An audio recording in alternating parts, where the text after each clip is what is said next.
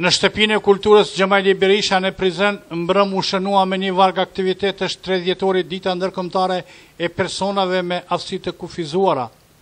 Aktivitetet janë organizuar nga shoqatat e personave me aftësi të kufizuara e ku ishin të pranishëm edhe ambasadorja e Turqisë në Kosovë, Kıvılcım Kılıç, më pastaj zyrtar komunës së Prizrenit, përfaqësues të shoqërisë civile dhe qytetarë të shumtë. Përndër të ditës ndërkombëtare të personave me aftësi të kufizuar është mbajtur ky koncert ku performuan trupa muzikore të shumta, kurse për mikrofonin tonë Leutrem Grevalla u shpreh i gëzuar që sot pati rastin të performoj në këtë koncert që përbëhen nga personat me aftësi të kufizuar. Shumë i lumtur sonte që kam ardhur në Prizren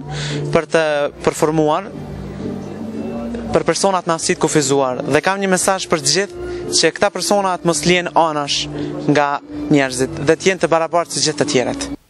Në koncert kanë performuar dhe këngëtarë të shumë që ishin kryesisht persona të kësaj natyre, kurse po mbrëmu deklamuan edhe vargje dhe për shumë afinitete të tjera që kishin përgatitur këta persona.